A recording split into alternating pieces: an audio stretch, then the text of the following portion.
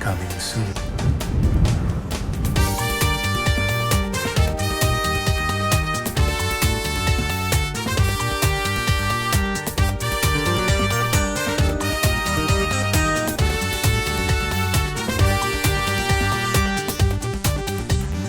കാണുന്നില്ലേ, അറിയുന്നില്ലേ കാലത്തിനടയാളങ്ങൾ, കേൾക്കുന്നില്ലേ, ഓർക്കുന്നില്ലേ കർത്താവിൻ പ്രവചനങ്ങൾ. വരികയായി രാജാധിരാജൻ, ഒരുങ്ങുവിൻ പ്രിയജനമേ, കൊയ്ത്തിനു കാലമായി, വിളവുകൾ പാകമായി, ആത്മാവിൻ അഭിഷേകത്താൽ ആത്മാക്കളെ കൊയ്തിടാം. പ്രാർത്ഥനയാലേ പരിത്യാഗത്താലേ സുവിശേഷ വേല ചെയ്യാം, ആത്മാക്കളെ നേടിടാം.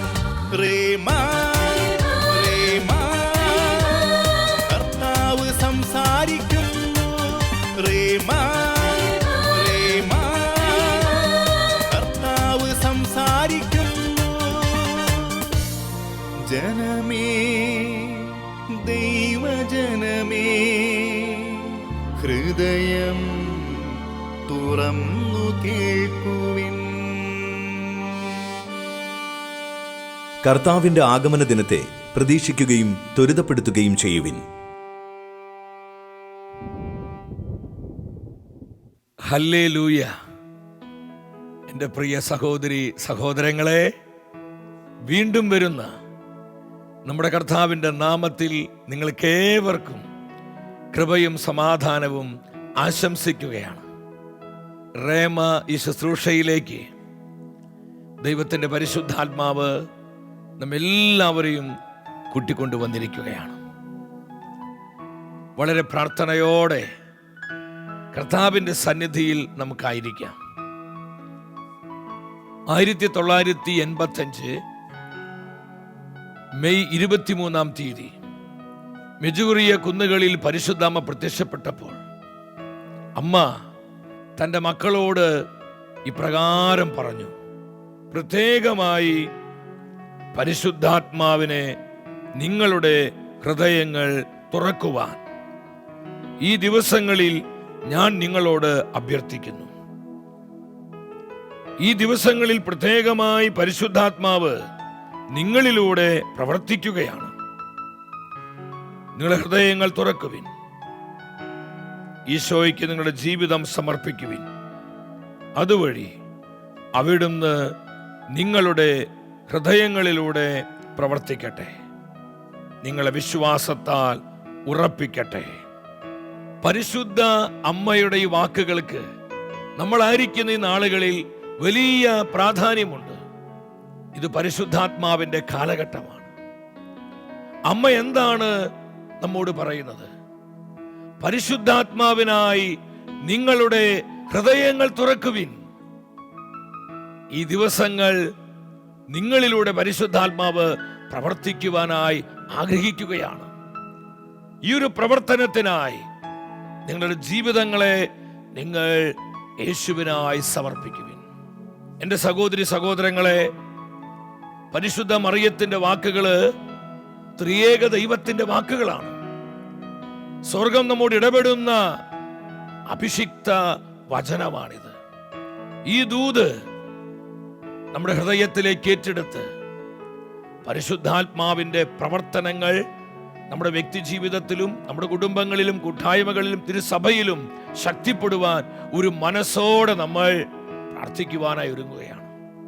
വിശുദ്ധനായ പോൾ 6-ാമൻ മാർപ്പാപ്പ തിരുസഭയ്ക്ക് വളരെ അനുഗ്രഹീതനായ മാർപ്പാപ്പയായിരുന്നു. തന്റെ സഭാഭരണ കാലത്ത് മാർപ്പാപ്പ ഇപ്രകാരം തന്നോട് തന്നെ ചോദിക്കുകയുണ്ടായി: തിരുസഭയ്ക്ക് ഇന്ന് ഏറ്റവും ആവശ്യമായിരിക്കുന്നത് എന്താണ്? വളരെ നിർണായകമായൊരു ചോദ്യമാണ്. എന്താണ് ഇന്ന് സഭയ്ക്ക് ഏറ്റവും ആവശ്യമായിരിക്കുന്നത്?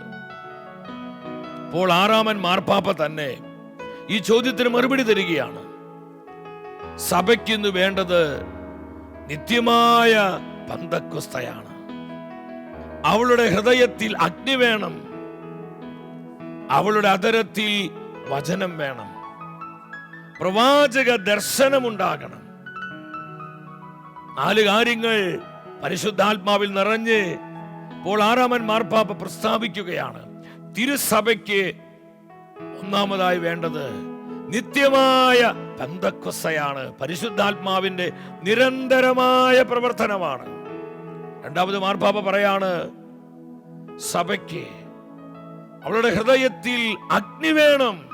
ഇത് പരിശുദ്ധാത്മാവിന്റെ ഫയറാണ്. ഈ അഗ്നി സഭയിൽ കെട്ടുപോയാൽ സഭ വെറുമൊരു പ്രസ്ഥാനമായിട്ട് മാറും.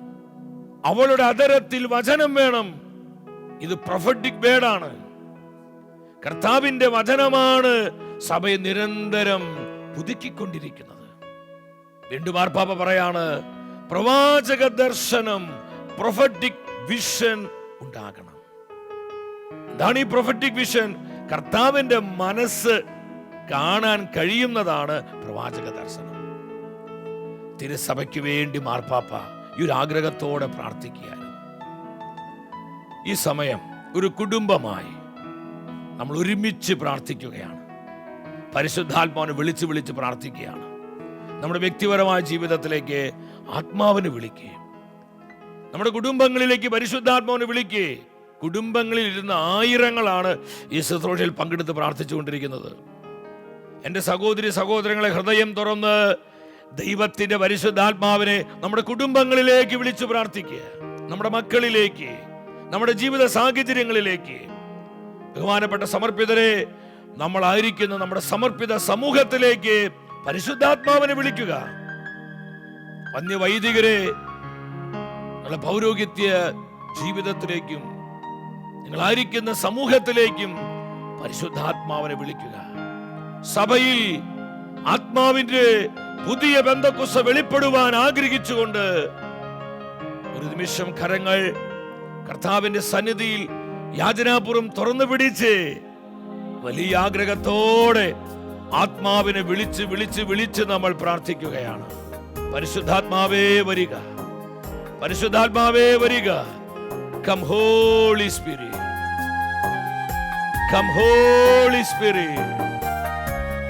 ഹല്ലേലൂയ. ആത്മാവേ, പരിശുദ്ധാത്മാവേ, അടിയങ്ങൾ ഞങ്ങളിൽ നിറയണമേ. ഓ പരിശുദ്ധാത്മാവേ, ശക്തിയോടെ വരണമേ, ഞങ്ങൾ അഭിഷേകം ചെയ്യണമേ, തിരുസഭയെ ശക്തിപ്പെടുത്തണമേ. ആത്മാവേ, പരിശുദ്ധാത്മാവേ, അടിയങ്ങൾ ഞങ്ങളിൽ നിറയണം. എല്ലാവരും ഒരുമിച്ച് ഉച്ചത്തിൽ ഉച്ചത്തിൽ ആത്മാവിനെ വിളിച്ചേ. പരിശുദ്ധാത്മാവേ വരിക, വരിക പരിശുദ്ധാത്മാവേ. ആത്മാവേ, പരിശുദ്ധാത്മാവേ, അടിയങ്ങൾ ഞങ്ങളിൽ നിറയണമേ.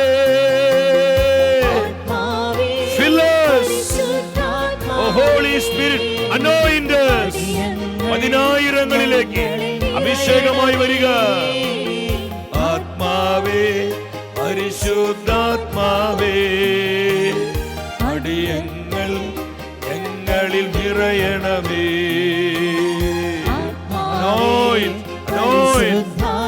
പരിശുദ്ധാത്മാവേ, ഞങ്ങൾ അഭിഷേകം ചെയ്യണമേ, ഞങ്ങളെ ശക്തിപ്പെടുത്തണമേ, ഞങ്ങൾ ഏറ്റെടുത്ത് നിയന്ത്രിക്കണമേ.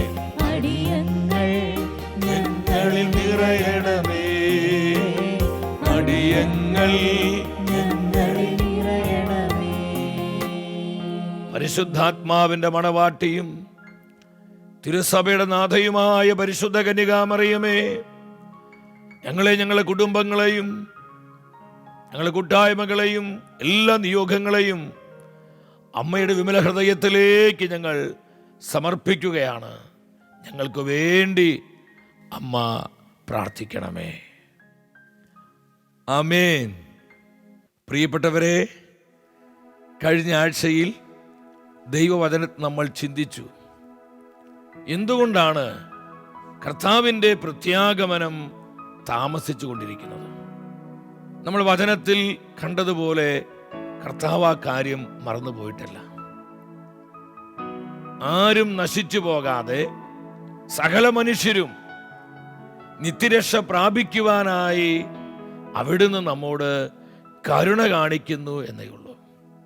കർത്താവായ യേശുക്രിസ്തുവിൻ്റെ മഹത്വപൂർണമായ പ്രത്യാഗമനം തിരുസഭയുടെ എക്കാലത്തുമുള്ള വിശ്വാസ സത്യമാണ്. ആദിമസഭ പീഡിത സഭയായിരുന്നു. കൊടിയ പീഡനങ്ങളിലൂടെ സഭാമക്കൾ കടന്നുപോയപ്പോൾ ആ പീഡനങ്ങളുടെ നടുവിൽ പ്രത്യാശയോടെ നിലകൊള്ളുവാനും കർത്താവിനെ പ്രതിയും അവിടുത്തെ വചനത്തിന് വേണ്ടിയും രക്തം ചിന്തി മരിച്ചുപോലും തങ്ങളുടെ വിശ്വാസം പ്രഖ്യാപിക്കുവാനും അവർക്ക് കഴിഞ്ഞത് ഈ പ്രത്യാശയായിരുന്നു. ഇന്നത്തെ വചന ശുശ്രൂഷയിലൂടെ ദൈവത്തിൻ്റെ ആത്മാവ് നമ്മളെ ബോധ്യപ്പെടുത്തുന്നത് കർത്താവായ യേശുവിൻ്റെ പ്രത്യാഗമനമെന്ന വിശ്വാസ സത്യത്തിൻ്റെ വിശ്വാസ്യതയെക്കുറിച്ചാണ്. നിങ്ങൾ ഈ ടൈറ്റിൽ എല്ലാവരും ശ്രദ്ധിക്കണം. എന്താണ് കർത്താവിൻ്റെ അരൂപി നമ്മളെ പഠിപ്പിക്കുന്നത്?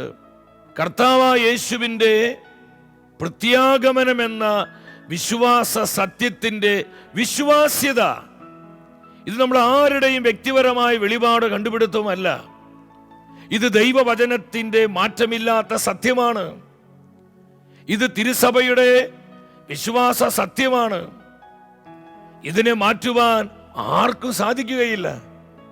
നമ്മൾ വിശ്വസിച്ചാലും വിശ്വസിച്ചില്ലെങ്കിലും ഈ സത്യത്തിന് ഒരു മാറ്റവും സംഭവിക്കാൻ പോകുന്നില്ല. ഇതിന്റെ വിശ്വാസ്യത നമ്മൾ വേണ്ട വിധം തിരിച്ചറിയണം. നമ്മൾ കഴിഞ്ഞ ആഴ്ചകളിൽ ചിന്തിച്ചതുപോലെ വളരെ പ്രാധാന്യതയുള്ള ഈ വിശ്വാസ സത്യത്തെ ഇന്ന് അനേകർ വളച്ചൊടിക്കുന്നുണ്ട്. അതുകൊണ്ട് തന്നെ ഈ വിഷയത്തോടുള്ള ബന്ധത്തിൽ നമുക്ക് അല്പം ക്ലാരിറ്റി, വ്യക്തതയുള്ളത് വളരെ ആവശ്യമാണ്. അപ്പോസ്തലനായ പത്രോസ് സഭാമക്കളെ പഠിപ്പിക്കുകയാണ്. താൻ എഴുതിയ 2-ാമത്തെ ലേഖനം 3-ാം അധ്യായം 3-4 തിരുവചനങ്ങൾ. ആദ്യം നിങ്ങൾ ഈ കാര്യം മനസ്സിലാക്കിക്കൊള്ളുക. ഒരു മുന്നറിയിപ്പ് പോലെ വിശുദ്ധ പത്രോസ് ദൈവജനത്തോട് പറയുകയാണ്, ആദ്യം തന്നെ നിങ്ങൾ ഈ കാര്യം മനസ്സിലാക്കിക്കൊള്ളുക. എന്താണ് കാര്യം? തങ്ങളുടെ അധമ വികാരങ്ങൾക്ക് അടിമപ്പെട്ട് ജീവിക്കുന്ന നിന്ദകരായിട്ടുള്ള പരദൂഷകരായ നിങ്ങളെ പരിഹസിച്ചുകൊണ്ട് അവസാന നാളുകളിൽ പ്രത്യക്ഷപ്പെടും. ഇത് നമുക്കുള്ളൊരു വാണിംഗ് ആണ്. കർത്താവിൻ്റെ സഭയെ, കർത്താവിൻ്റെ വചനത്തെ, വിശ്വാസ സത്യങ്ങളെ പരിഹസിച്ചുകൊണ്ട് അവഹേളിച്ചുകൊണ്ട് പരദൂഷകരായ നിന്ദകരായ മനുഷ്യരെ അവസാന നാളുകളിൽ പ്രത്യക്ഷപ്പെടും. അവർ ചോദിക്കുന്നൊരു ചോദ്യമുണ്ട്. എന്താണ് ആ ചോദ്യം? 4-ാമത്തെ വചനം പറയാണ്, അവന്റെ പ്രത്യാഗമനത്തെ കുറിച്ചുള്ള വാഗ്ദാനം എവിടെ? അവരെന്താ ചോദിക്കുന്നത്? കർത്താവായ യേശുവിന്റെ പ്രത്യാഗമനത്തെ കുറിച്ചുള്ള വാഗ്ദാനം എവിടെ? നൂറ്റാണ്ടുകളായി ഞങ്ങൾ കേട്ടുകൊണ്ടിരിക്കുകയാണ്, കർത്താവ് വരും, കർത്താവ് വരും, കർത്താവ് വരും. പക്ഷെ കർത്താവ് വരുന്നില്ല. എവിടെയാണ് ഈ വാഗ്ദാനം? അനേകർ ചിന്തിക്കുന്നു ഇതൊക്കെ തട്ടിപ്പ് കേസാണ്. ഇങ്ങനെ വിശ്വസിക്കുന്നത് തനി മണ്ടത്തരമാണ്. ഇങ്ങനെ വിശ്വസിക്കുന്നവരെല്ലാം ഭോഷന്മാരാണെന്ന് കരുതുന്ന ഒരു ലോകത്തിലാണ് എൻ്റെ സഹോദരി സഹോദരങ്ങളെ നമ്മളൊക്കെ ജീവിക്കുന്നത്. കർത്താവായ യേശുവിന്റെ പ്രത്യാഗമനത്തെ കുറിച്ചുള്ള വാഗ്ദാനം എവിടെ? വിശുദ്ധ പത്രോസ് സഭാമക്കൾക്ക് നൽകുന്ന ഈ ഉപദേശം ഞാൻ വിശ്വസിക്കുന്നു ഈ നാളുകളിൽ വളരെ പ്രാധാന്യതയുണ്ട്. ഇന്ന് ആയിരങ്ങളല്ല 10,000 ചിന്തിക്കുന്നുണ്ട്. എത്ര യുവജനങ്ങള്, അവർക്കിതൊന്നും ഒരു സീരിയസ് അല്ല. എത്രയോ വ്യക്തികള്, ചില സമർപ്പിതർ പോലും കർത്താവിന്റെ വിളിയും തെരഞ്ഞെടുപ്പ് ലഭിച്ച പലർക്കും ഇത് വിശ്വസിക്കാൻ പറ്റുന്നില്ല. എൻ്റെ സഹോദരി സഹോദരങ്ങളെ, ഈ വിശ്വാസ സത്യത്തിലേക്ക് തുറന്നു വരുന്ന ആഴ്ചകളിൽ പരിശുദ്ധാത്മാവ് വെളിച്ചം വീശാൻ പോവുകയാണ്. എന്താണ് ഇതിന്റെ വിശ്വാസ്യത? 4 കാര്യങ്ങൾ ഇതിനോട് ബന്ധപ്പെട്ട് നമ്മൾ പഠിക്കാനായി പോവുകയാണ്. ഒന്നാമത്തെ കാര്യം, കർത്താവായ യേശുവിന്റെ പ്രത്യാഗമനമെന്ന വിശ്വാസ സത്യത്തിന്റെ വിശ്വാസ്യത ഉറപ്പിക്കുന്ന ഒന്നാമത്തെ സാക്ഷ്യം പ്രവാചകന്മാരുടെ സാക്ഷ്യമാണ്. എല്ലാവരും ഒന്ന് ശ്രദ്ധിച്ച്, ആ ഡിസ്പ്ലേ നിങ്ങൾ ശ്രദ്ധിച്ച് നോക്കണം. പ്രവാചകന്മാരുടെ സാക്ഷ്യം. കർത്താവിന്റെ പ്രവാചകന്മാരെ പ്രവചനാത്മാവിൽ ഒരു കാര്യം വിളിച്ചു പറഞ്ഞാൽ ഇന്നല്ലെങ്കിൽ നാളെ നിശ്ചയമായും അത് സംഭവിച്ചിരിക്കും. എത്രയോ പ്രവചനങ്ങൾ ലോക ചരിത്രത്തിൽ പൂർത്തീകരിക്കപ്പെട്ടതായി നമ്മൾ കാണുന്നുണ്ട്. രണ്ടാമത്തെ സാക്ഷ്യം മാലാഖമാരുടെ സാക്ഷ്യമാണ്. കർത്താവിന്റെ മാലാഖമാരെ ഒരു കാര്യം പറഞ്ഞാൽ നിശ്ചയമായും അത് സംഭവിച്ചിരിക്കും. കാരണം വിശ്വസ്തരായ സേവക ആത്മാക്കളാണ് കർത്താവിന്റെ ഓരോ മാലാഖയും. മൂന്നാമത്തെ സാക്ഷ്യം കർത്താവായ യേശുവിന്റെ സാക്ഷ്യമാണ്. ഞാൻ സ്നേഹത്തോടെ ചോദിക്കട്ടെ, ഈശോ ഒരു കാര്യം പറഞ്ഞാൽ സംഭവിക്കുമോ? എന്താ നമ്മുടെ അഭിപ്രായം? ആത്മാർത്ഥമായിട്ട് നിങ്ങൾ ഉത്തരം പറയണം. കർത്താവായി ഈശോ ഒരു കാര്യം പറഞ്ഞാൽ അത് സംഭവിക്കുമോ? നിശ്ചയമായി സംഭവിച്ചിരിക്കും. കാരണം ഈശോ കള്ളം പറയില്ല. 100% കർത്താവ് സത്യമാണ്. എത്രയോ അനുഭവങ്ങള് ചരിത്രത്തിൽ കാണാൻ പറ്റും. നമ്മളിന്ന് കണ്ടുകൊണ്ടിരിക്കുക, ഇനിയും കാണാൻ പോവാണ്. കർത്താവ് പറഞ്ഞ ഓരോ പ്രവചന വാക്കും നമ്മളായിരിക്കുന്ന ഈ നാളുകളിൽ, മുൻപുള്ള കാലഘട്ടങ്ങളിൽ നിറവേറപ്പെട്ട എത്രയോ സാക്ഷ്യങ്ങള് കർത്താവിന്റെ വചനത്തിലും ലോകത്ത് നടമാടുന്ന സംഭവങ്ങളുള്ള ബന്ധത്തിലും നമുക്ക് കാണുവാനായിട്ട് കഴിയും. നാലാമത്തെ സാക്ഷ്യം തിരുസഭയുടെ സാക്ഷ്യമാണ്. സഭ ഒരു കാര്യം പറയുമ്പോൾ എന്തെങ്കിലും അങ്ങ് വിളിച്ചു പറയല്ല. അത്രയും ബോധ്യത്തോടെ ഉറപ്പോടുകൂടിയാണ് സഭ തൻ്റെ മക്കളെ ഉദ്ബോധിപ്പിക്കുന്നത്. സഭയുടെ പ്രബോധനങ്ങള്, സഭയുടെ വിശ്വാസ സത്യങ്ങള് വെറുതെ അത് പൊട്ടിമുളച്ചതല്ല. വളരെയധികം പ്രാർത്ഥനയിലൂടെയും പരിശുദ്ധാത്മാവിന്റെ പ്രചോദനത്താലും സഭാപിതാക്കന്മാരിലൂടെ കർത്താവ് തൻ്റെ ജനത്തിന് നൽകിയിട്ടുള്ളതാണ്. ഈ 4 സാക്ഷ്യങ്ങളും വളരെ ശക്തങ്ങളാണ്.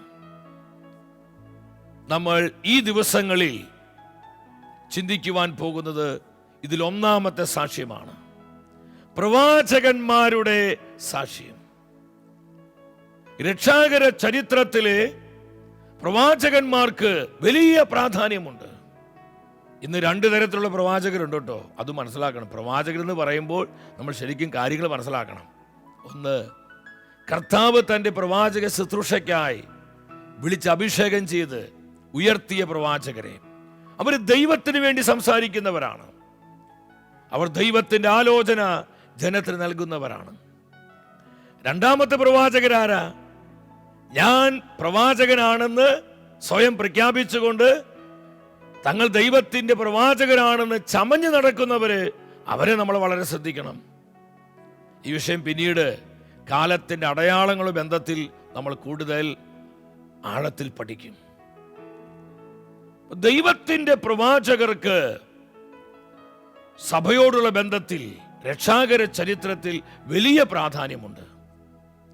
ഹെബ്രായ പുസ്തകം 1-ാം അധ്യായം 1-ാമത്തെ വചനം. പൂർവകാലങ്ങളിൽ പ്രവാചകന്മാർ വഴി വിവിധ ഘട്ടത്തിലും വിവിധ രീതികളിലും ദൈവം നമ്മുടെ പിതാക്കന്മാരോട് സംസാരിച്ചിട്ടുണ്ട്. ആ വചനം എല്ലാവരും ഒന്ന് ശ്രദ്ധിച്ചേ. പൂർവകാലങ്ങളിലെ തൻ്റെ പ്രവാചകന്മാർ വഴി വിവിധ ഘട്ടത്തിൽ വിവിധ രീതികളിലും നമ്മൾ വേദപുസ്തകം പരിശോധിക്കുക കാണാൻ പറ്റും. യെശയ്യാ പ്രവാചകൻ, ജെറമ്യ പ്രവാചകൻ, എസെക്കിയേല്, ആമോസ്, നാഹൂം, മിക്ക, സെഫാനിയ, മലാക്കി, എത്രയെത്രയോ പ്രവാചകരെ നമ്മൾ കാണുന്നു. ഈ പ്രവാചകരിലൂടെ എല്ലാം തന്റെ രക്ഷാകരമായ സന്ദേശം വിവിധ രീതികളിൽ ദൈവം നമുക്കെല്ലാം നൽകിയിട്ടുണ്ട്. ഇതിനെ ഉറപ്പിക്കുകയാണ് കത്തോലിക്ക സഭയുടെ മതബോധനം. എല്ലാവരും ഇങ്ങോട്ട് നോക്കിക്കേ. നമ്മുടെ എല്ലാം ഭവനങ്ങളിൽ വിശുദ്ധ ബൈബിൾ പോലെ സഭയുടെ മതബോധന ഗ്രന്ഥമുണ്ടാകണം. നമുക്ക് ഏതെങ്കിലും ഒരു വിഷയത്തെക്കുറിച്ച് ക്ലാരിറ്റി വരണമെങ്കിൽ, നമുക്ക് ഒരു സംശയം വരുന്നു, അല്ലെങ്കിൽ ഒരു പ്രബോധനം നമ്മൾ കേട്ടു, ഒരു ആശയക്കുഴപ്പം നമുക്ക് തോന്നുന്നു, നമ്മൾ ഉടനെ സഭ എന്താണ് പറയുന്നത് അത് കൃത്യമായിട്ട് നമ്മൾ പഠിച്ച് മനസ്സിലാക്കണം. 65-ാമത്തെ ഖണ്ഡികയിൽ കത്തോലിക്ക സഭയുടെ മതബോധന ഗ്രന്ഥത്തിൽ പ്രവാചകരെ കുറിച്ച് അവരുടെ ശുശ്രൂഷകളെ കുറിച്ചും വ്യക്തമായി സഭ നമ്മെ പഠിപ്പിക്കുന്നുണ്ട്. നിങ്ങൾ സ്ക്രീനിലോട്ട് നോക്കുക, എഴുതി വരുന്ന വചനങ്ങൾ നിങ്ങൾ കൂടെ ചേർന്ന് ആത്മാവിൽ വായിക്കുക. ദൈവം പ്രവാചകന്മാരിലൂടെ രക്ഷയെ പറ്റിയുള്ള പ്രത്യാശയിൽ തന്റെ ജനത്തെ രൂപപ്പെടുത്തുന്നു. സർവ മനുഷ്യരെയും ഉദ്ദേശിച്ചുള്ള നവീനവും സനാതനവും ഹൃദയത്തിൽ എഴുതപ്പെടേണ്ടതുമായ ഒരു പുതിയ ഉടമ്പടിയെ കാത്തിരിക്കുന്ന ജനത്തെയാണ് ദൈവം ഇങ്ങനെ രൂപപ്പെടുത്തുന്നത്. ദൈവജനത്തിന്റെ സമൂല രക്ഷ, അവരുടെ എല്ലാ അവിശ്വസ്തതകളിൽ നിന്നുമുള്ള പൗത്രീകരണം, സർവജനതകളെയും ആശ്ലേഷിക്കുന്ന രക്ഷ, ഇതാണ് പ്രവാചകന്മാർ പ്രഘോഷിക്കുന്നത്. എത്ര ഗൗരവത്തോടുകൂടിയാണ് തിരുസഭ പ്രവാചകന്മാരെയും അവരുടെ ശുശ്രൂഷകളെയും നോക്കിക്കാണുന്നത്. വീണ്ടും 61-ാമത്തെ ഖണ്ഡികയിൽ സഭാമാതാവ് നമ്മോട് പറയുകയാണ്, സഭയുടെ എല്ലാ ആരാധനക്രമ പാരമ്പര്യങ്ങളിലും ഗോത്രപിതാക്കന്മാരുടെ പാരമ്പര്യങ്ങളിലും ഗോത്രപിതാക്കന്മാരും പ്രവാചകന്മാരും പഴയ നിയമത്തിലെ മറ്റു ചില മഹാവ്യക്തികളും വിശുദ്ധരായി ആദരിക്കപ്പെട്ടിരുന്നു. ഇനി ഭാവിയിലും അങ്ങനെ തന്നെ ആയിരിക്കും. പ്രവാചകന്മാരുടെ സാക്ഷ്യത്തിലേക്ക് നമ്മൾ പ്രവേശിക്കുന്നതിനേക്കാൾ മുൻപ് വിശുദ്ധ ബൈബിൾ ഇതൊരു അത്ഭുത പുസ്തകമാണ് പ്രിയപ്പെട്ടവരെ. വചനത്തിന്റെ മർമ്മങ്ങൾ നമ്മുടെ ആത്മാവിൽ പരിശുദ്ധാത്മ പ്രകാശിപ്പിച്ചു കഴിഞ്ഞാൽ നമ്മളിത് ഈ പുസ്തകം താഴെ വെക്കില്ല. നമ്മുടെ ജീവിതത്തിന് വലിയ ഭാഗമായി വേദപുസ്തകം മാറുകയാണ്. 1600 വർഷങ്ങള്, 40-ൽ പരം എഴുത്തുകാരെ, ഈ എഴുത്തുകാരിൽ മിക്കവരും പരസ്പരം കണ്ടിട്ടില്ല. ഒരേ കാലയളവിലല്ല അവർ ജീവിച്ചത്. എന്നാൽ നമ്മൾ വിശുദ്ധ ബൈബിളിലോട്ട് നോക്കുക, പരസ്പരം അവയെല്ലാം ബന്ധപ്പെട്ട് കിടക്കുകയാണ്. കാരണം ഇത് മനുഷ്യന്റെ ബുദ്ധിയിലോ കഴിവിലോ എഴുതപ്പെട്ടതല്ല. വേദപുസ്തകം എഴുതിയത് ദൈവത്തിന്റെ പരിശുദ്ധാത്മാവാണ്. ഹോളി സ്പിരിറ്റ് ആണ് വിശുദ്ധ ബൈബിളിന്റെ റൈറ്റർ. അതുകൊണ്ട് സഭയുടെ ആദ്യത്തെ മാർപ്പാപ്പയെ പത്രോസ്ലീഹ സഭാമക്കളോട് പറയുന്നത്, താൻ എഴുതിയ 2-ാമത്തെ ലേഖനം 1-ാം അധ്യായം 20-21 വചനങ്ങളിൽ പറയുന്നുണ്ട്, ഇത് ദൈവനിവേശിതമാണ്. പരിശുദ്ധാത്മാവിന്റെ പ്രേരണയാൽ ദൈവത്തിന്റെ മനുഷ്യർ സംസാരിച്ച വാക്കുകളാണ് വിശുദ്ധ ബൈബിളിലുള്ളത്. യെശയ്യാ പ്രവചനം 34-ാം അധ്യായം 16-ാമത്തെ വചനം, ആ വചനം നമുക്കൊന്ന് ശ്രദ്ധിക്കാൻ സാധിക്കുന്നവരെ വിശുദ്ധ ബൈബിളിൽ എടുത്ത് നിങ്ങൾ വചനം ഒരുമിച്ച് വായിക്കുക. എന്താണ് വേദപുസ്തകം പറയുന്നത്? കർത്താവിന്റെ ഗ്രന്ഥത്തിൽ കണ്ടുപിടിച്ച് വായിക്കുക, ഇവയിലൊന്നും കാണാതിരിക്കുകയില്ല. എന്തെന്നാൽ കർത്താവിന്റെ അധരങ്ങൾ കൽപ്പിക്കുകയും അവിടുത്തെ ആത്മാവ് അവയെ ഒരുമിച്ച് കൂട്ടുകയും ചെയ്തിരിക്കുന്നു. അത്രയും പ്രഷ്യസ് ആണ് വേദപുസ്തകം. പരിശുദ്ധാത്മാവ് എന്താ ഈ പുസ്തകത്തെ വിളിക്കുന്നത്? The book of the Lord. ഇത് കർത്താവിന്റെ പുസ്തകമാണ്. ഈ ഗ്രന്ഥത്തിൽ കണ്ടുപിടിച്ച് വായിക്കണം. ലാഘവമായി നോവൽ വായിക്കുന്നത് പോലെ, മറ്റ് കഥാപുസ്തകം വായിക്കുന്നത് പോലെ, മറ്റ് പാഠപുസ്തകങ്ങൾ വായിക്കുന്നത് പോലെ കർത്താവിന്റെ വചനം വായിക്കരുത്. പ്രാർത്ഥനയോടെ, ആത്മീയ ഒരുക്കത്തോടെ നമ്മൾ ദൈവത്തിന്റെ വചനം വായിക്കണം. നിങ്ങൾ കണ്ടുപിടിച്ച് വായിക്കുക, അവയിലൊന്നും കാണാതിരിക്കുകയില്ല. എല്ലാം വിശുദ്ധ ബൈബിളിലുണ്ട്. അവയോരോന്നും ബന്ധപ്പെട്ട് കിടക്കുകയാണ്. കാരണം ഇത് പരിശുദ്ധാത്മാവിൻ്റെ പ്രേരണയാൽ എഴുതപ്പെട്ടതാണ്. നമുക്കറിയാം, വിശുദ്ധ ബൈബിൾ ഒരു പ്രവചന പുസ്തകമല്ല, എന്നാൽ പ്രവചനങ്ങൾ ബൈബിളിലുണ്ട്. 25% വിശുദ്ധ ബൈബിളിൽ പ്രൊഫസികളാണ്, പ്രവചനങ്ങളാണ്. വ്യക്തികളെക്കുറിച്ചുള്ള പ്രവചനങ്ങൾ, ചില കുടുംബങ്ങളെക്കുറിച്ചുള്ള പ്രവചനങ്ങൾ, ജനതകളെക്കുറിച്ചുള്ള പ്രവചനങ്ങൾ, രാജ്യങ്ങളെക്കുറിച്ചുള്ള പ്രവചനങ്ങൾ, ഈ ലോകത്തെക്കുറിച്ചുള്ള പ്രവചനങ്ങൾ, സഭയെക്കുറിച്ചുള്ള പ്രവചനങ്ങൾ. ഇതിൽ ഏറ്റവും അധികം പ്രവചനങ്ങൾ ഉള്ളത് നമ്മുടെ കർത്താവായ ഈശോയെക്കുറിച്ച് തന്നെയാണ്.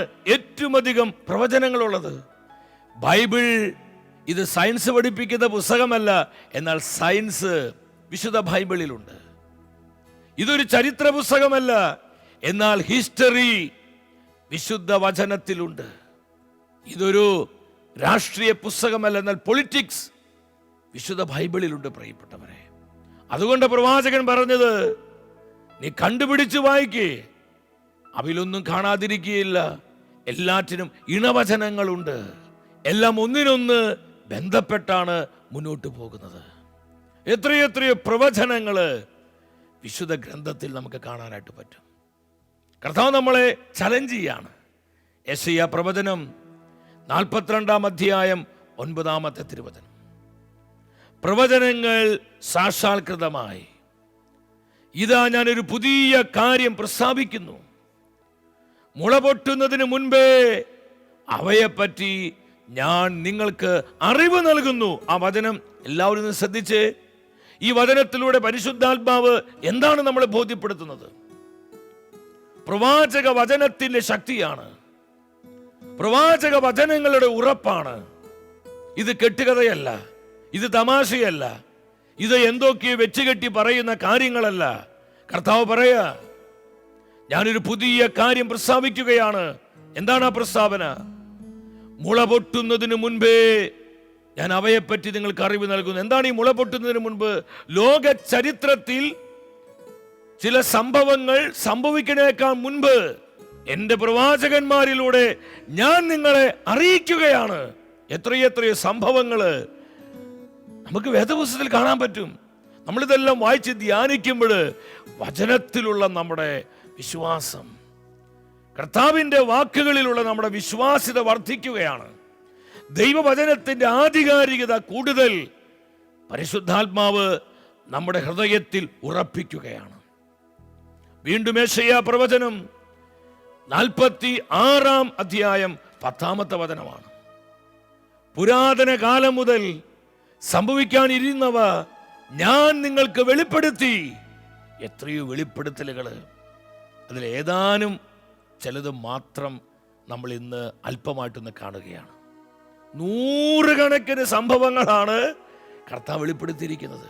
പുരാതന കാലം മുതലേ, ഇന്നലെയല്ല, നൂറ്റാണ്ടുകൾക്ക് മുന്നമേ തന്നെ ലോക ചരിത്രത്തിൽ, സഭാ ചരിത്രത്തിൽ സംഭവിക്കാനിരിക്കുന്ന കാര്യങ്ങൾ എൻ്റെ പ്രവാചകന്മാരിലൂടെ ഞാൻ നിങ്ങൾക്ക് വെളിപ്പെടുത്തി.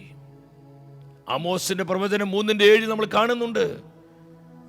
തന്റെ പ്രവാചകരായ ദാസന്മാർക്ക് വെളിപ്പെടുത്താതെ ഒന്നും കർത്താവ് ചെയ്യുന്നില്ല. ലോകത്തിലാണെങ്കിലും തൻ്റെ സഭയിലാണെങ്കിലും കർത്താവ് ഒരു കാര്യം ചെയ്യുമ്പോൾ തൻ്റെ പ്രവാചകന്മാർക്ക് ആലോചന കൊടുക്കുകയാണ്. താൻ ചെയ്യാൻ പോകുന്ന കാര്യങ്ങളെക്കുറിച്ചുള്ള മുന്നറിയിപ്പ് അവർക്ക് വെളിപ്പെടുത്തി കൊടുക്കുകയാണ്. വീണ്ടും യെശയ്യാ പ്രവചനം 43 അധ്യായം 8-9 വചനങ്ങൾ ഞാനതൊന്ന് വായിക്കാം. സ്ക്രീനിലോട്ട് നോക്കി നിങ്ങളും ഒരുമിച്ച് ആ വചനം ആത്മാവിൽ വായിക്കുക. കണ്ണുണ്ടായിട്ടും കാണാതിരിക്കുകയും ചെവിയുണ്ടായിട്ടും കേൾക്കാതിരിക്കുകയും ചെയ്യുന്നവരെ കൊണ്ടുവരുവിൻ. എല്ലാ രാജ്യങ്ങളും ഒരുമിച്ച് കൂടട്ടെ, എല്ലാ ജനതകളും അണിനിരക്കട്ടെ. അവരിൽ ആർക്ക് ഇത് പ്രഖ്യാപിക്കാനും മുൻകാര്യങ്ങൾ വെളിപ്പെടുത്താനും കഴിയും? എന്ന ഒരു വെല്ലുവിളിയാ കർത്താവ് നമ്മോട് ചെയ്യുന്നത്. രാജ്യങ്ങളും ജനതകളും അണിനിരക്കട്ടെ. ഏത് ദേവനാണ്, ഏത് മനുഷ്യ വ്യക്തിക്കാണ് വരാൻ പോകുന്ന കാര്യങ്ങൾ പ്രസ്താവിക്കാൻ, കൃത്യതയോടുകൂടി പ്രസ്താവിക്കാൻ കഴിയുന്നത്? അതറിയുന്നവൻ ഒരു മാത്രം ഈ ചരിത്രത്തെ നിയന്ത്രിക്കുന്ന, ഈ ചരിത്രത്തിൽ വാഴുന്ന സർവജ്ഞാനിയായ ദൈവമായ കർത്താവിന് മാത്രമാണ് ഇത് സാധിക്കുകയുള്ളൂ. അവിടുത്തെ സേവിക്കുക, അവിടുത്തെ വിശ്വസിക്കുക എന്ന് പറയുന്നത് എത്രയോ അനുഗ്രഹമുള്ള പ്രവൃത്തിയാണ്. വീണ്ടും യെശയ്യാ പ്രവചനം 41 അധ്യായം 23 വചനത്തിൽ വീണ്ടും കർത്താവ് പറയാണ്, നിങ്ങൾ ദേവന്മാരാണെങ്കിൽ സംഭവിക്കാൻ പോകുന്ന കാര്യങ്ങൾ ഞങ്ങളോട് പറയുക. എൻ്റെ സഹോദരി സഹോദരങ്ങളെ, ഈ വചനങ്ങളിലൂടെ എല്ലാം ദൈവത്തിൻ്റെ പരിശുദ്ധാത്മാവ് എന്താ നമ്മോട് പറയുന്നത്? പ്രവാചക വചനങ്ങൾ അത് തമാശക്കളിയല്ല, ദൈവത്തിൻ്റെ ആലോചനകളാണത്. അപ്പോസ്തലനായ പത്രോസ് താൻ എഴുതിയ 2-ാമത്തെ ലേഖനം 1-ാം അധ്യായം 19 മുതൽ 21 വരെയുള്ള വചനങ്ങൾ സ്ക്രീനിൽ ഡിസ്പ്ലേ ചെയ്യും. നിങ്ങളെല്ലാവരും ഇത് വായിക്കണം. ഈ വിഷയത്തുള്ള ബന്ധത്തിൽ വളരെ പ്രാധാന്യതയുള്ള വചനമാണ്. ഈ ഓരോ വചനവും കൃപയായ അഭിഷേകമായി നമ്മൾ നിറയപ്പെടുവാൻ പ്രാർത്ഥിച്ചുകൊണ്ട് നമുക്ക് ആ വചനം വായിക്കാം. ഇങ്ങനെ പ്രവാചക വചനത്തെപ്പറ്റി ഞങ്ങൾക്ക് കൂടുതൽ ഉറപ്പ് ലഭിച്ചിരിക്കുന്നു. പ്രഭാതം പൊട്ടി വിടരുകയും പ്രഭാത നക്ഷത്രം നിങ്ങളുടെ ഹൃദയങ്ങളിൽ ഉദിക്കുകയും ചെയ്യുന്നതുവരെ ഇരുളിൽ പ്രകാശിക്കുന്ന ദീപമെന്ന പോലെ പ്രവാചക വചനത്തെ നിങ്ങൾ ശ്രദ്ധിക്കേണ്ടതാണ്. ആദ്യം നിങ്ങൾ ഇത് മനസ്സിലാക്കുവിൻ. വിശുദ്ധ ലിഖിതത്തിലെ പ്രവചനങ്ങളൊന്നും തന്നെ ആരുടെയും സ്വന്തമായ വ്യാഖ്യാനത്തിനുള്ളതല്ല. എന്തുകൊണ്ടെന്നാൽ പ്രവചനങ്ങൾ ഒരിക്കലും മാനുഷിക ചോദനയാൽ രൂപം കൊണ്ടതല്ല, പരിശുദ്ധാത്മാവിനാൽ പ്രചോദിതമായി ദൈവത്തിൻ്റെ മനുഷ്യർ സംസാരിച്ചവയാണ്. ഒരു ചെറിയ സംശയം പോലും ബാക്കി വെക്കാതെ കർത്താവിൻ്റെ അരൂപി ഈ വചനത്തിലൂടെ നമുക്ക് വ്യക്തത തരികയാണ്. ഇരുളിൽ പ്രകാശിക്കുന്ന ദീപം പോലെയാണ് പ്രൊഫറ്റിക് വേർഡ്, പ്രവാചക വചനം. ഇതിൽ ഓരോ വചനവും, പ്രവാചകന്മാരിൽ വെളിപ്പെട്ട ഓരോ വചനവും അത് പരിശുദ്ധാത്മാവിൻ്റെതാണ്. പരിശുദ്ധാത്മാവിൻ്റെ പ്രചോദനത്താൽ ദൈവത്തിൻ്റെ മനുഷ്യർ സംസാരിച്ച വാക്കുകളാണത്.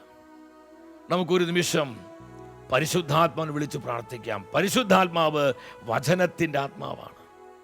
പരിശുദ്ധാത്മാവ് പ്രവചനത്തിൻ്റെ ആത്മാവാണ്.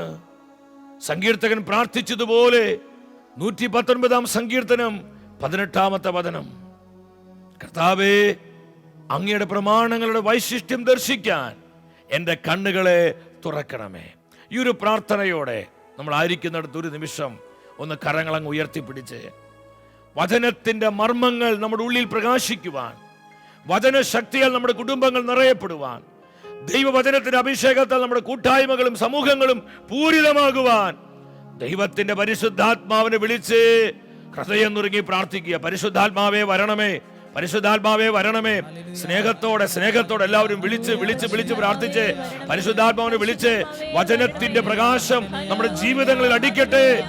വചനത്തിന്റെ അഭിഷേകം കൃപയായി നമ്മിലേക്ക് ഒഴുകട്ടെ. കരമുയർത്തി വിളിക്കുന്നു, പരിശുദ്ധാത്മാവേ വരിക. വചനത്തിന്റെ മർമ്മങ്ങൾ ഗ്രഹിക്കുവാൻ ഹൃദയ കണ്ണുകളെ തുറക്കണമേ. വചന പ്രകാശം തരണമേ, വചന അഭിഷേകം തരണമേ, വചന ശക്തി തരണമേ. ദൈവവചനത്തിൽ വിശ്വസിക്കുവാനുള്ള കൃപ തരണമേ. Hallelujah, hallelujah, hallelujah, hallelujah.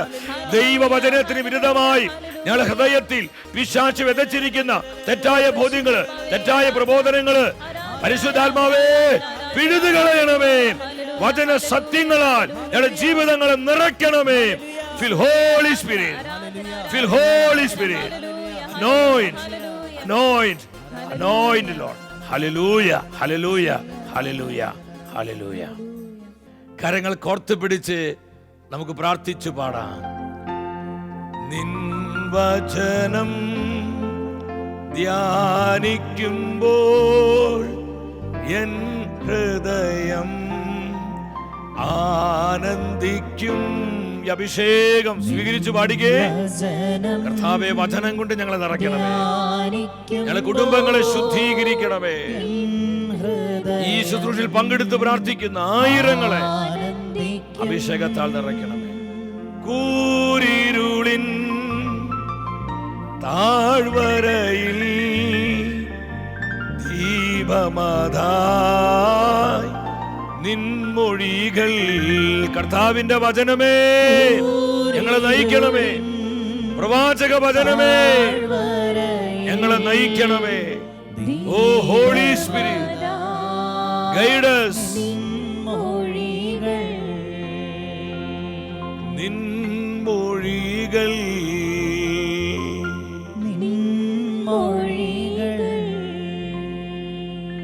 ഈ വചന ശുശ്രൂഷയുടെ അവസാന സമയത്ത് കർത്താവ് തന്റെ പ്രവാചകന്മാരിലൂടെ നൽകിയ ചില പ്രവചനങ്ങളും ഈ പ്രവചനങ്ങൾ ലോക ചരിത്രത്തിൽ നിറവേറപ്പെട്ട അതിന്റെ ഫുൾഫിൽമെന്റ്സും നമ്മൾ അല്പമായി ചിന്തിക്കുവാനായിട്ട് പോവുകയാണ്. പ്രവാചകനായ ജെറമിയ കർത്താവിന്റെ കരങ്ങളിലെ ശക്തനായ പ്രൊഫറ്റായിരുന്നു ജെറമിയ. പ്രവചനാത്മാവിൽ നിറഞ്ഞ് ജെറമിയ ഇസ്രായേൽ ജനത്തോടുള്ള ബന്ധത്തിൽ പ്രവചിക്കുകയാണ്. ജെറമിയ പ്രവചനം 25 അധ്യായം 8 മുതൽ 12 വരെയുള്ള തിരുവചനങ്ങള്. ആ വചനഭാഗം സാധിക്കുന്നവർ ഒരുമിച്ച് വായിക്കുക, നമുക്ക് ശ്രദ്ധിക്കാം. അതിനാൽ സൈന്യങ്ങളുടെ കർത്താവ് അരുളി ചെയ്യുന്നു, നിങ്ങൾ എൻ്റെ വചനം കേൾക്കാതിരുന്നതിനാൽ ഉത്തരദേശത്തെ വംശങ്ങളെയും ബാബിലോൺ രാജാവായ എൻ്റെ ദാസൻ നെബൂഖദ്നേസറിനെയും ഞാൻ വിളിച്ചു വരുത്തും. ഞാൻ ഈ ദേശത്തെയും ഇതിലെ നിവാസികളെയും ചുറ്റുമുള്ള ജനതകളെയും നിശേഷം നശിപ്പിക്കും. ഞാൻ അവരെ ഒരു ബീഭത്സ വസ്തുവും പരിഹാസ വിഷയവും ശാശ്വത നിന്ദാപാത്രവുമാക്കും. ഞാൻ അവരിൽ നിന്ന് ആനന്ദഘോഷവും ഉല്ലാസത്തിമിർപ്പും മണവാളിന്റെയും മണവാട്ടിയുടെയും സ്വരവും തിരികല്ലിന്റെ ഒച്ചയും വിളക്കിന്റെ വെളിച്ചവും നീക്കിക്കളയും. ഈ ദേശം നശിച്ച് ശൂന്യമാകും. തന്റെ പ്രവാചകനിലൂടെ തന്റെ ജനത്തിന് ദൈവം നൽകിയ പ്രവചനമായിരുന്നു, മുന്നറിയിപ്പായിരുന്നത്. 11 വചനം പറയാണ്, ഈ ജനതകൾ ബാബിലോൺ രാജാവിനെ 70 വർഷം ദാസ്യവൃത്തി ചെയ്യും.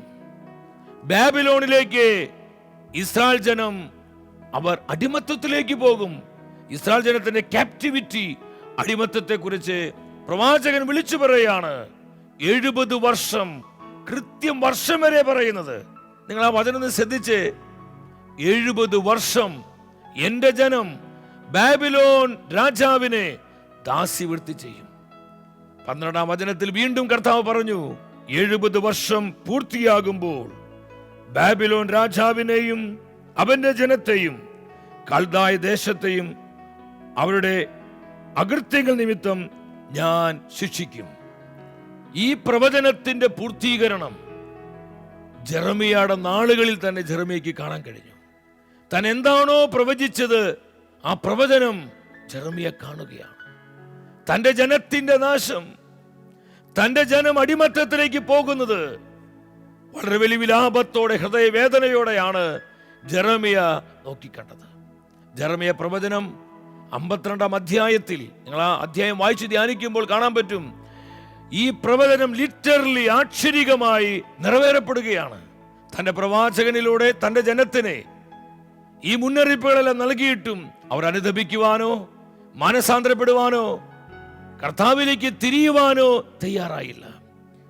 കടുത്ത പാപത്തിന്റെ മ്ലേച്ഛതകളിൽ ജീവിച്ച് അവർ വീണ്ടും കർത്താവിന്റെ ഹൃദയത്തെ വേദനിപ്പിക്കുകയാണ്.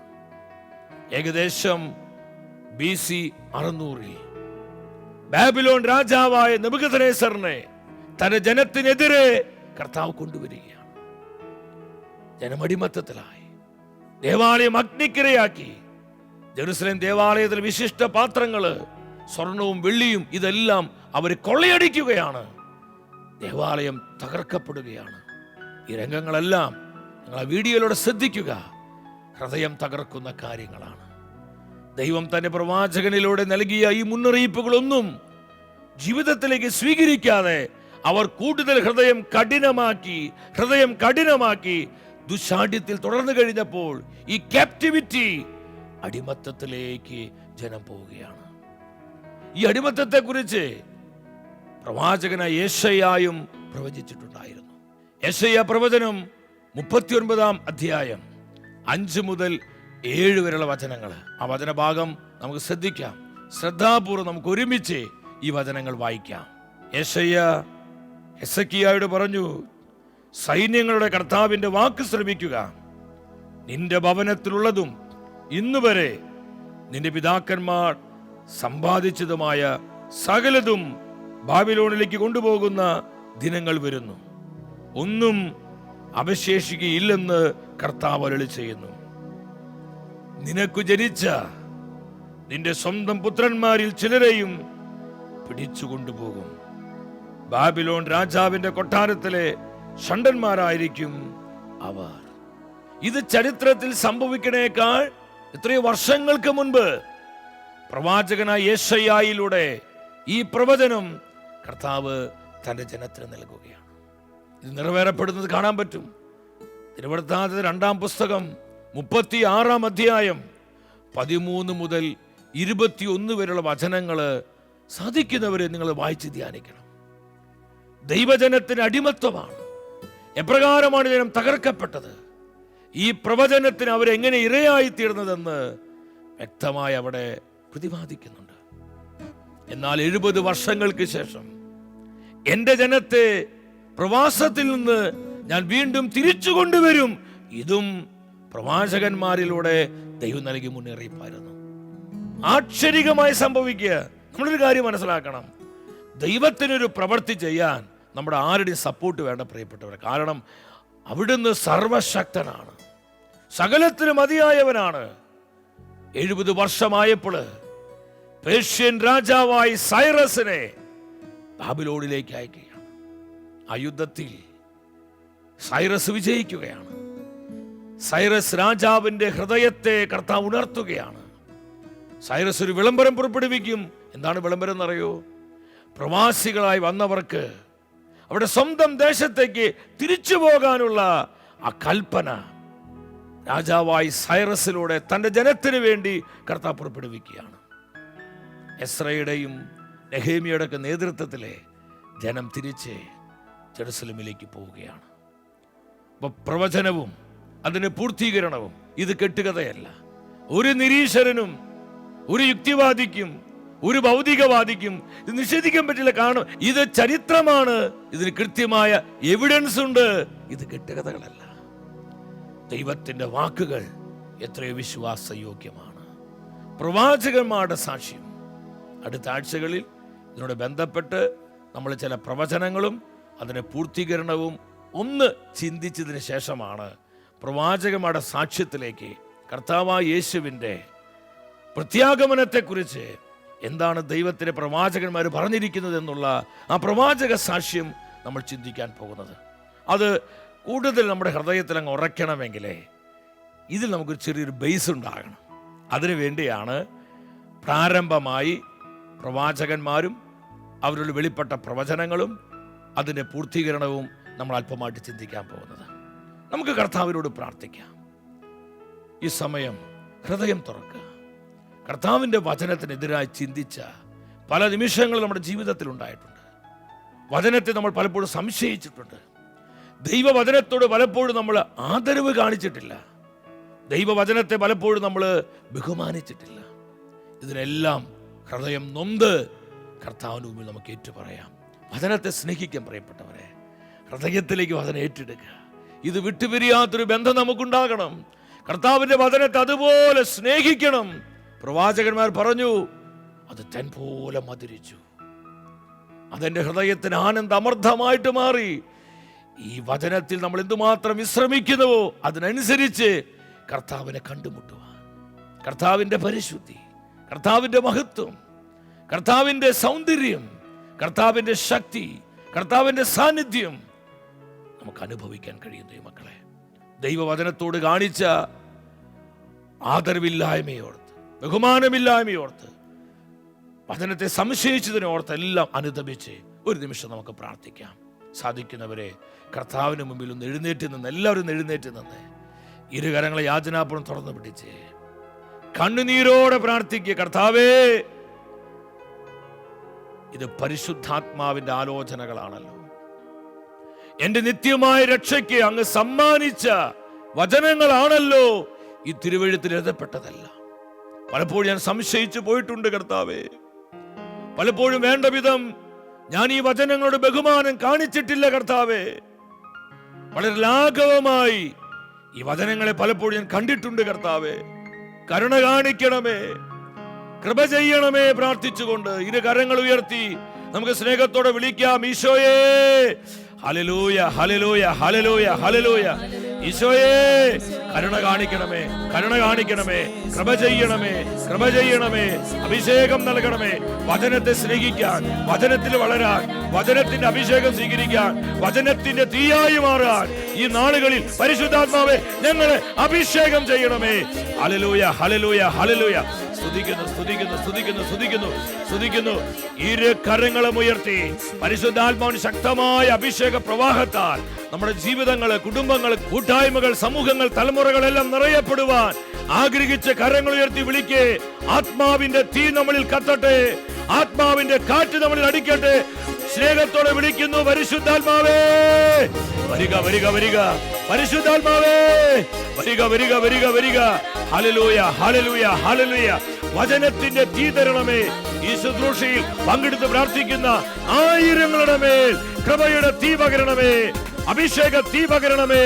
പരിശുദ്ധാത്മാവിന്റെ വരദാന ഫലങ്ങളാൽ ഞങ്ങളേവരെയും നിറയ്ക്കണമേ. Hallelujah, hallelujah, hallelujah. കർത്താവേ, വചനത്തിന്റെ തീ സകല ജീവിതങ്ങൾക്കും പകർന്നു കൊടുക്കണമേ. Hallelujah, hallelujah. കരമടിച്ച്, കരമടിച്ച് ആത്മാവിൽ നിറഞ്ഞ് നമ്മൾ പാടി പ്രാർത്ഥിക്കണം. എല്ലാം മറന്ന് സ്നേഹത്തോടെ പാടി പ്രാർത്ഥിച്ച് മാവേ വരിക, വരിക. ജോർദാൻ നദിയിൽ അന്ന് പറന്നിറങ്ങിയപ്പോ വരദാനങ്ങളുമാ ആഗതനാകണമേ. ചേർന്ന് എല്ലാവരും പാടിക്കേ. വരിക പരിശുദ്ധാത്മാവേ, വചന ബോധ്യങ്ങൾ നൽകണമേ, വചനത്തിന് വെളിപ്പെടുത്തലുകൾ, വചനത്തിന്റെ മർമ്മങ്ങൾ ഗ്രഹിക്കുവാൻ ഞങ്ങൾ ഹൃദയ കണ്ണുകൾ തുറക്കണമേ. പരിശുദ്ധാത്മാവേ, ജ്ഞാനം തരണമേ. മാലിന്യങ്ങളകറ്റി അന്ധതയെല്ലാം നീക്കി വിശ്വാസത്തിലുറയ്ക്കാൻ കൃപ നീ ചൊരിയണമേ. ഓ പരിശുദ്ധാത്മാവേ, കൃപാഗ്നിയായി, കൃപയുടെ ശക്തിയായി, കൃപാവരങ്ങളുടെ അഭിഷേകമായി ഞങ്ങളിൽ നിറയണമേ, നിറയണമേ. കരങ്ങൾ ഉയർത്തിയടിച്ച് പരിശുദ്ധാത്മാവേ ഞങ്ങളിൽ നിറയണമേ, നിറഞ്ഞു കവിയണമേ, കവിഞ്ഞു. എല്ലാവരും എല്ലാം മറന്ന് വിളിച്ച് വിളിച്ച് പ്രാർത്ഥിച്ച പരിശുദ്ധാത്മാവേ വരിക, വരിക, വരിക. ഞങ്ങളെ ശക്തിപ്പെടുത്തുക, ശക്തിപ്പെടുത്തുക. എല്ലാ കെട്ടുകളടിക്കണമേ, എല്ലാ മുഖങ്ങളും പൊടിക്കണമേ, എല്ലാ ഹൃദയങ്ങളും തുറക്കണമേ. അഭിഷേകത്തി, അഭിഷേകത്തി കത്തട്ടെ, കത്തട്ടെ. നിറഞ്ഞു കവിയണമേ, കവിഞ്ഞൊഴുകണമേ.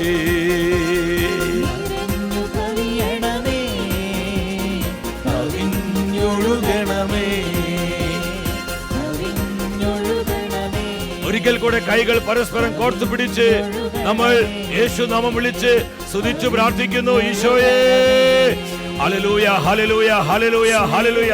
കൃപകൾ, കൃപാവരങ്ങൾ, ജ്ഞാനം വെളിപ്പെടട്ടെ, വിവേകം വെളിപ്പെടട്ടെ, പ്രവചനങ്ങൾ വെളിപ്പെടട്ടെ, പുതുഭാഷകൾ, വ്യാഖ്യാനങ്ങൾ, അത്ഭുതങ്ങൾ പരിശുദ്ധാത്മാവേ വെളിപ്പെടുത്തണമേ. Hallelujah, hallelujah, hallelujah. ദൈവവചനത്തിന്റെ ശക്തിയാൽ 10,000 നിറയ്ക്കണമേ. യേശുവേ നന്ദി.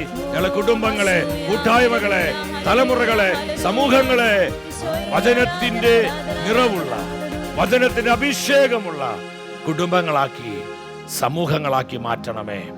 ഈശോയെ നന്ദി, ഈശോയെ സ്തുതി. കർത്താവിന്റെ ആത്മാവ് ഇന്നത്തെ ശുശ്രൂഷയിലൂടെ നമുക്ക് തന്ന ഈ ബോധ്യങ്ങള് ഹൃദയത്തിലേക്ക് സ്വീകരിക്കാം. നിങ്ങൾ അനേകരോട് റേമ ഈ ശുശ്രൂഷയെക്കുറിച്ച് പറയണം. പേര് മറക്കരുത്, റേമ. ഈ ശുശ്രൂഷയിലേക്ക് അനേകരെ കൂട്ടിക്കൊണ്ടുവരണം. ഫേസ്ബുക്കിലും അതുപോലെ തന്നെ വാട്സപ്പിലും യൂട്യൂബ് വഴിയെല്ലാം നിങ്ങൾ ഈ ശുശ്രൂഷ കാണണം. ഇതിന് മാക്സിമം നിങ്ങൾ പ്രോത്സാഹിപ്പിക്കണം. അനേകം ജനങ്ങളിലേക്ക് ഈ ശുശ്രൂഷ നിങ്ങൾ ഷെയർ ചെയ്യണം. അത് വലിയ സുവിശേഷ വേലയാണ്. അതുപോലെ ടെലിവിഷനിലൂടെയും ഈ ശുശ്രൂഷ കണ്ട് നിങ്ങളെല്ലാവരും വചനശക്തി കൊണ്ട് നിറയണം. എനിക്ക് വേണ്ടി നിങ്ങൾ പ്രാർത്ഥിക്കണം.